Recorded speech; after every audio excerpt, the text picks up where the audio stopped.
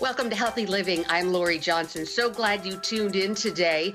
Our subject today is our sleep disorders among children. They're actually more prevalent than many people realize. And oftentimes, parents don't even recognize when their own child might have a sleep disorder. My guest today is Dr. Chris Winter, author of the book, The Rested Child: Why Your Tired, Wired, or Irritable Child May Have a Sleep Disorder and How to Help. Dr. Winter, thanks for being here. Great to see you. It's good to talk to you and see you too, Lori. So, what made you decide to write this book about childhood sleep disorders? Yeah, it was probably two things. One is so in my clinic, we see adults and children just with sleep disorders. So I'm a neurologist, and that's my sort of specialty. And one thing that made me want to write the book was that over the last 5 to 10 years, there's been such a sharp increase in the number of kids that we see, which is great because it probably indicates that people are actually paying attention to the problem, and not sort of ignoring it. The second reason I wrote it was because when you look for resources about kids and sleep, there really aren't that many. In fact, when I was talking to my publisher and my literary agent about it, their first response was, God, do we really need another book about kids and sleep? And I said, I'm not really aware of any books about kids and sleep. And they said, the books you read when you've got a baby and you're trying to get it to sleep through the night. And it sort of dawned on me that for a lot of people, that's what they consider to be a book about kids and sleep, how to get your baby on a schedule and sleeping through the night, which is super important. But it kind of gives the impression that once your child is sleeping through the night, that you're done when it comes to monitoring for healthy sleep. And to me, that's just the beginning of all kinds of sleep problems that can affect our young children, teenagers, and even up to the college years. It's sort of a never-ending sort of monitoring and evaluation to make sure our kids are getting the healthiest sleep possible. Wow, that is a very interesting observation that you made. And now that you mention it, that's true. As a parent myself, I have two grown children. But yes, I remember, being concerned about their sleep and getting them to sleep and how long they sleep when they were babies. But once they, got out of the crib or even out of the bassinet, that concern kind of goes away. So when you talk about childhood sleep disorders, how many of these sleep disorders are there and what are they? So there's a lot, probably more than you could even put into a book. When you look at adult sleep disorders, there's something like 88 diagnosable disorders related to sleep. And kids would have a very similar number. In fact, they may have actually more, given the fact that there's some things that are unique to kids. So in broad strokes, we look at children and sort of classify them as children who may have difficulty sleeping. So they are going to bed and struggling to fall asleep at night. I just talked to a 9-year-old girl today who was having a lot of difficulty with waking up a lot during the night. So she could fall asleep okay, and the first hour was okay, but she just woke up and moved constantly during the night. In fact, the only reason it really came to the mother's attention was because the mother had been divorced. So she and the daughter were living with her family and sharing a bed. And she said, Chris, the very first night that I spent with my daughter, it was incredible. She moves constantly during the night and has very little recollection of doing it. So, from anything from breathing disturbances, teeth grinding, nocturnal seizures, acid reflux, restless legs, or periodic limb movements. There's just countless numbers of things intrinsically that can worsen a kid's sleep, and kids are pretty resilient. And the problem becomes a lot of children who have sleep disorders don't look that sleepy. They look irritable. They look like they have attention problems. They look like they have mood problems. So not only is it difficult to diagnose these problems if we're not looking for them, but they're very easily misdiagnosed as other conditions. So can you first talk about some of the symptoms, how parents should maybe be alerted to the fact that their child might have a sleep disorder? Absolutely. And I can understand that sort of sentiment. It's a common sentiment among adults. I've got terrible sleep apnea, but who really cares? And what we know is these disorders, both in adults and children, have acute sort of consequences, but they also have long-term consequences in terms of our health, our academic performance and achievement, our mood, weight control, diabetes, heart disease, the development of things like Alzheimer's disease, all relate directly to sleep. So is your child going to develop a heart disease this weekend if he doesn't sleep well? Not at all. In fact, one of my favorite sleep doctors, a guy up in Indianapolis, Dr. Singh, talks about young people like a brand new car. You can drive them roughly. You can take that new car down a road and with all the potholes and the car does just fine because it's new. And kids do really well with sleep disorders in some ways because they're young. They've got energy. People aren't really looking out for them. There's not a lot of expectations on them, so they can hide very easily. The consequence becomes when these things get diagnosed as disorders that they are not. For instance, a child at school who's constantly fidgeting, bothering the kids next to them, always tapping his pencil, even though the teacher tells him repeatedly to stop doing it, getting into trouble, off task. That sounds a lot like a kid who has attention deficit disorder. And frankly, the common treatments for that disorder are stimulants. So when you think about it, wow, we're going to give my child who's hyperactive a stimulant. That doesn't really make a lot of sense to me. It's like giving somebody who struggles with their weight an appetite stimulant, But when you think about that child as maybe not having ADHD, but perhaps having an underlying sleep disorder where his sleep is either interrupted or disturbed in some way where he's not getting the full benefit of the sleep, that child is going to be tired. He's going to be sleepy. And so giving him the stimulant can sometimes make him feel better because you're actually filling in that gap of sleepiness that he has.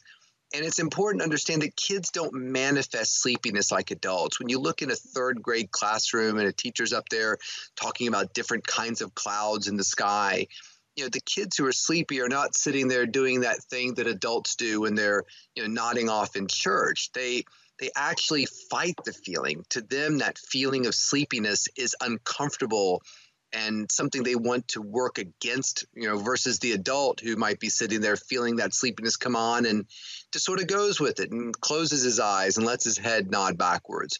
So it's important that we not look for sleepiness in children the way that we look for it in adults. We want to look for behavioral disruptions, sudden school performance changes, sudden changes in mood. You can also even see things like changes in growth, where a kid has always been 75th, 80th percentile in height and weight at the pediatrician's office, and now suddenly seems to be dropping off because we make growth hormone when we're in deep sleep. So if we have something fragmenting our deep sleep, we may not make the chemicals and hormones that allow us to grow properly. So it's really important for parents to pay attention to their instincts. When parents ask, what am I looking for? I think the simple word is change. He was making A's, now he's not. She was potty trained, and now she's gone back to wetting the bed. She was quiet at night. Now she's making a lot of noise, snoring, talking, getting up and walking around at night. All these things are clues that potentially there may be something wrong with sleep. We're going to take a quick break and be right back with Dr. Chris Winters. The book is called The Rested Child. Welcome back to Healthy Living, and we're continuing our discussion with Dr. Chris Winter, author of The Rested Child. We're talking about how you can recognize a possible sleep disorder in your child. And Dr. Winter, it's just so important if your child is having some sort of difficulty, some sort of change in their lifestyle behavior patterns, to see if they have a sleep disorder first before maybe having the child misdiagnosed and actually maybe put on some sort of medication that they don't need, right? It happens all the time, and it's important to understand a couple things. One is that 2 out of every 3 kids are going to have some sort of sleep problem or sleep disorder by the time they get to their college years. So it's important for a listener or viewer to understand that these are not rare problems, and they're sometimes portrayed as such. The second thing is to understand that the doctors that are evaluating your kids, everybody's going back to school now. Everybody has to go see the pediatrician for their back to school physical. It's important to understand that the average pediatrician in this country is probably received somewhere in the order of about 4 hours of education or training about sleep, with about a quarter of pediatricians or primary care doctors having never received any. So we have this sort of understanding that, well, when we go to an OB doctor, they've gotten a lot of training in terms of delivering babies. And when we go to see a neurologist, they've gotten a lot of training in terms of things like Alzheimer's disease and strokes and headaches. When we go to see a pediatrician, they've had all kinds of training for our kids who have struggles falling asleep or sleeping at night, or the kids who we can't seem to even wake up. They're always tired. And the simple fact is that isn't true. So again, trust your parental instinct. If you've latched onto a pediatrician who's just a dynamite, individual and knows everything about sleep and has great plans, and you feel comfortable with the strategy that she's put together, great. If you're getting sort of melatonin gummy bears and a pat on the head, it's important for you to advocate for your child and say, hey, look, I might think it might be a good idea for me to, take my son or my daughter to go talk to a sleep specialist. What do you think about that? My answer would be that they should think that that's a great idea. If you have a doctor saying, I don't think that you should do that, or I don't think that's a good idea, I would probably say get another doctor. But there are specialists out there who do nothing but sleep. That is their career. I mean, that's what we do in our clinic. We just see, again, adults and kids with sleep problems. So you don't want me delivering your baby, but maybe the doctor who's diagnosing your child as ADHD or depressed or anxious may not be the right person to sort of look at the whole picture, particularly when it comes to the sleep of your child. So many people know that there are sleep disorder centers near them. So you're saying that a sleep disorder center that treats adults also is okay to take your child to? I mean, I think it's preferable for you to call the center and say, do you see kids? Now, there's a distinction that needs to be made. My office practice is clinical. A patient and their mother walk in and we talk about sleep.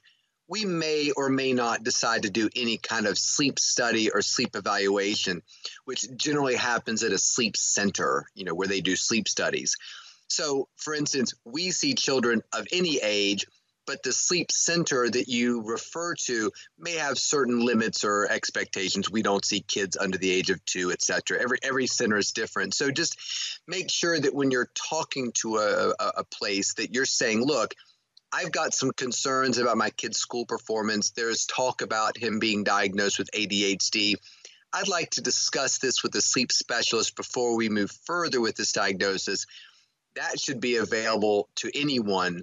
And that's sort of a clinic. You walk down and sit down in an office and talk. Again, that sleep study that comes from that is really a different thing. Nobody should be jumping right into a sleep study. There really should be a conversation with an individual who feels comfortable discussing and treating disorders of sleep in kids first. And in your book, you talk about some ways to help make sure that your child is getting proper sleep.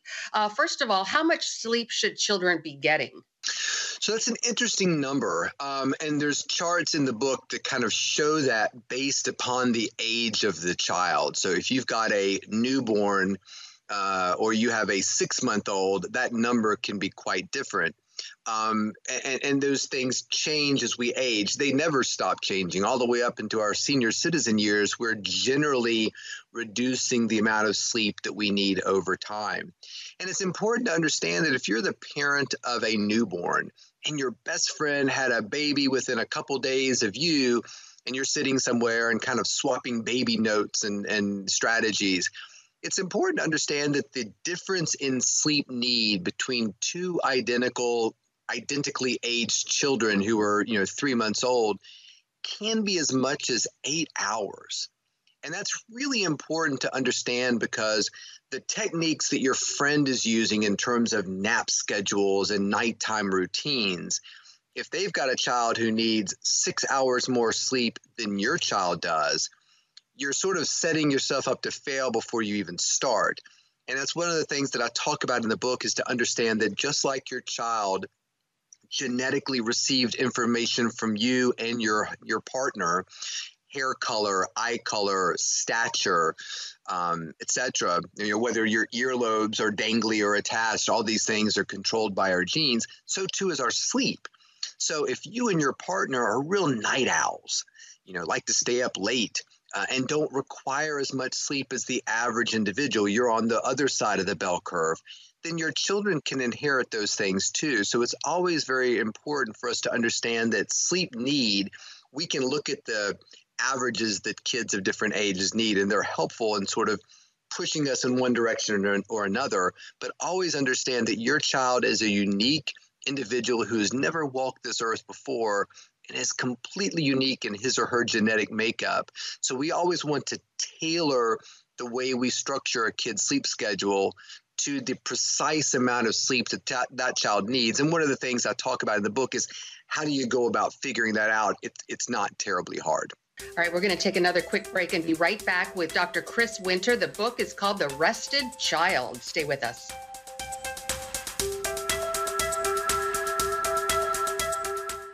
Welcome back, and we're continuing our conversation with Dr. Chris Winter, author of The Rested Child.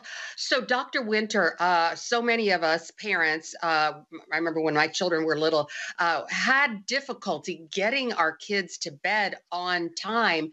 And I remember a lot of the problem was me.